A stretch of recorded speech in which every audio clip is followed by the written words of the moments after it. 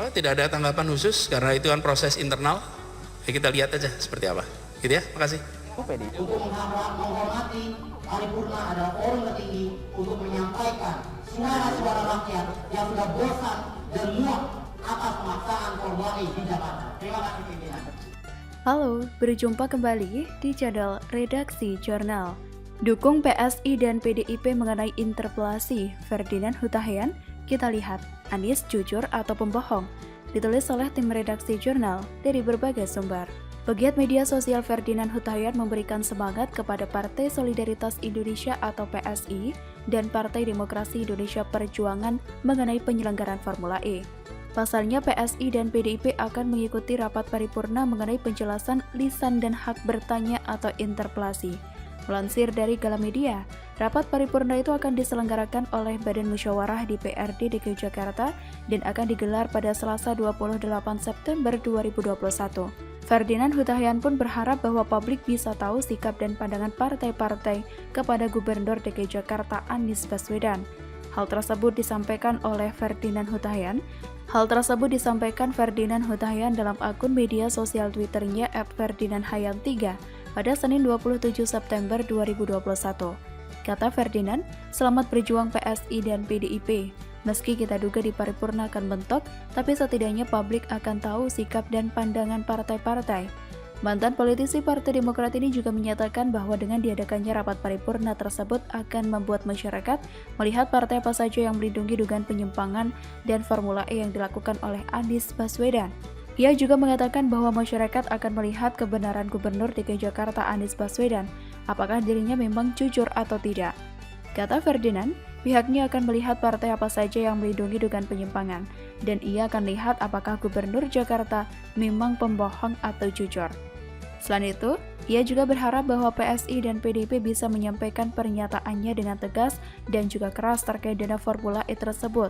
Ferdinand Hutahian juga berharap bahwa PSI bisa mengulang pernyataan PLT Ketua Umum Partai Solidaritas Indonesia dan juga Giring Ganesa bahwa Anies Baswedan adalah pembohong. Sebagaimana diketahui, Giring Ganesa dengan tegas menyatakan bahwa Anies Baswedan adalah seorang pembohong. Anies Baswedan juga dinilai pura-pura peduli di tengah penderitaan rakyat saat pandemi. Ia bahkan menyebut Anies tidak bisa menangani krisis yang menimpa DKI Jakarta dan gagal memimpin ibu kota. Anies juga dinilai mengabaikan tekanan rakyat yang memintanya membatalkan rencana balap mobil Formula E dan juga penggunaan anggaran 1 triliun rupiah. Tidak hanya Giring saja yang menganggap bahwa Anies ini seorang tukang ngibul dan pandai berkelit dan juga sembunyi di balik kelogoannya. Bahkan Ahok juga memiliki firasat yang sama. Sejak awal, Ahok banyak sekali mengendus program yang dinilainya terlalu muluk atau terlalu sulit diwujudkan. Ahok yang logis tentu saja akan mempertanyakan program-program tidak jelas. Sedangkan Anies kebalikannya menggunakan program bombastis untuk menggait simpati masyarakat. Dulu, Ahok pernah diminta oleh warga untuk tidak menggusur tempatnya jika terpilih nanti. Dan kebetulan tempat tersebut dekat dengan pinggir kali dan termasuk yang harus direlokasi. Ahok secara jujur mengatakan bahwa tempat tersebut harus direlokasi. Ahok secara terang-terangan mengatakan tidak akan berbohong dan memberi janji manis di awal. Meski pahit, dia akan mengatakan sejujurnya tanpa menutupi apapun. Dalam beberapa kesempatan, Ahok juga pernah mengatakan lebih taat kepada konstitusi daripada konstituen. Meskipun pada akhirnya harus berseberangan dengan kehendak warga, dia tetap menjalankannya apapun yang terjadi. Semua itu bisa terlihat dari normalisasi sungai, di mana banyak warga yang direlokasi, banyak perlawanan, keributan, dan provokasi. Tapi Ahok jalan terus. Jarang ada pejabat publik seperti itu. Berlaku jujur tapi pahit yang membuatnya dijauhi masyarakat. Lebih banyak orang yang memberi janji manis dan berlaku layaknya calon pahlawan bagi mereka. Berjuang demi rakyat, jungkir balik demi membela kepentingan rakyat. Gak sekalian salto aja. Bedanya Anies memberikan janji manis yang terlalu manis hingga bikin masyarakat doyan dan ketagihan. Kebijakan Ahok tidak populer. Banyak yang takut sehingga Ahok tidak terpilih kembali. Dan kebetulan tersangkut kasus bola. Tapi kini, semakin bertambahnya waktu, semakin kita sadar siapa Anies sebenarnya. Dia seorang spesialisasi penebar janji fantastis dan bombastis. Selain itu, dia pintar mengolah kata sehingga enak didengar oleh telinga orang awam yang mudah diperdayai. Semoga ini jadi pelajaran, terutama kepada JKT58 yang bangga telah memilih Anies ataupun menyesal hebat karena jadi korban janji manis, ataupun yang begitu legonya memilihnya karena alasan agama. Yang dirugikan adalah masyarakat kecil dan yang bisa dibuai, diperalat, diberi janji, dan harapan terang yang ternyata tidak seindah drama Korea. Bagaimana menurut Anda?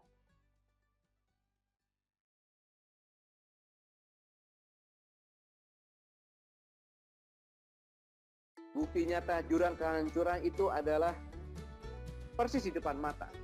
Baru saja terjadi adalah Museum Kostrad. Tetapi NU dan Muhammadiyah nggak pernah tuh mengklaim tragedi itu sebagai keberhasilan.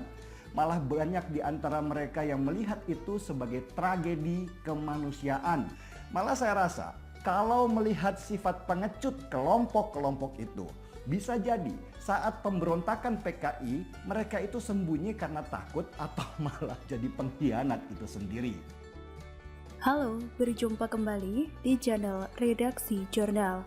Musiman, Gatot Nurmantio sebut TNI disusupi PKI. Denny Sregar, ada yang mau memecah belah TNI Angkatan Darat kita ternyata. Ditulis oleh tim Redaksi Jurnal dari berbagai sumber. Pegiat media sosial Denny Sregar turut berkomentar terkait mantan Panglima TNI Jenderal Purnawirawan Gatot Nurmantio yang menyatakan adanya penyusupan unsur PKI ke tubuh TNI. Lewat akun Twitternya @DennySregar7 mengatakan ada yang mau pecah belah TNI Angkatan Darat kita ternyata dengan isu PKI. Cuitan Denny Sregar tersebut disertai capture dua judul artikel berita. Pertama, terkait pernyataan Gatot Nurmantio soal penyusupan paham komunis di tubuh TNI. Artikel kedua tentang Pangkostrat Legend Dudung yang mengatakan pernyataan Gatot Nurmantio merupakan tudingan keji.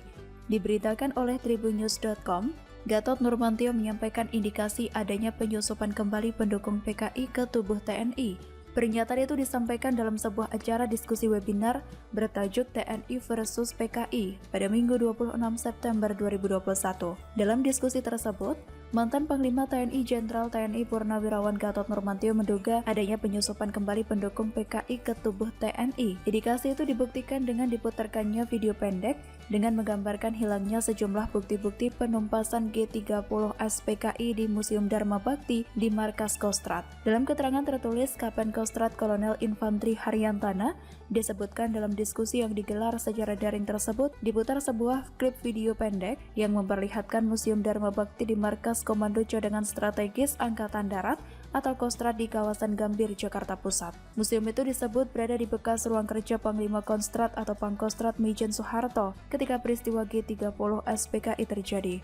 Di dalam museum itu juga disebut tadinya terdapat diorama yang menggambarkan suasana di pagi hari, 1 Oktober 1965. Beberapa jam setelah 6 jenderal dan seorang perwira muda TNI Angkatan Darat diculik oleh PKI yang ada di tubuh pasukan kawal pribadi Presiden Cakrabirawa.